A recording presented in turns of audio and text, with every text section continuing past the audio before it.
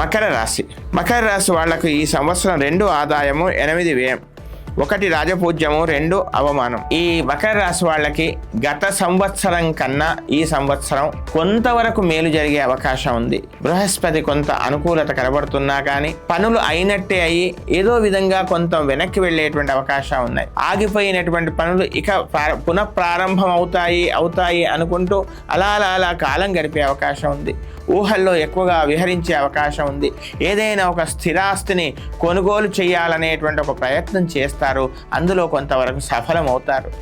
ఇక గృహ వాతావరణంలో ఏదో తెలియనటువంటి ఒక సమస్య ప్రశ్న మనం వేసుకోవడము, ఆ తర్వాత పరిష్కారం కోసం వెతుక్కోవడం, ఈ రకమైనటువంటి ఒక వాతావరణం ఏర్పడేటువంటి అవకాశం ఉంది.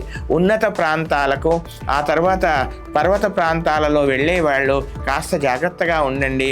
అంతేకాకుండా నీటికి కాస్త దూరంగా ఉండండి. అడ్వెంచర్స్ చేయకూడదు. డ్రైవింగ్లో కాస్త జాగ్రత్త.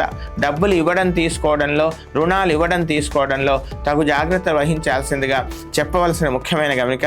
ముఖ్యంగా ఉద్యోగస్తులకి గతంలో మీకు మీ తోటి ఉద్యోగులతో ఉండేటువంటి అనైక్యత దూరమయ్యి మీ యొక్క అవకాశాన్ని, మీ యొక్క నిజాయితీని, మీ యొక్క అవసరాన్ని ఇవన్నీగా గుర్తించి మళ్ళీ మీకు దగ్గర అయ్యేటువంటి అవకాశం కనపడుతుంది.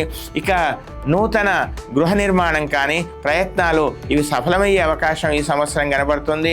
కానీ ధనం మాత్రం కొంత మంచి సత్కార్యాల కోసం ఎక్కువగా ఖర్చు చేసేటువంటి అవకాశాలు కనపడుతూ ఉన్నాయి. ఒక శ్రేయోభిలాషుల వల్ల కానీ, తమ ఆత్మీయుల వల్ల కానీ ఏదో ఒక మేలు జరిగే అవకాశం కూడా ఈ సంవత్సరం మీకు కనబడుతోంది. విద్యార్థులకు చక్కగా ఉంది.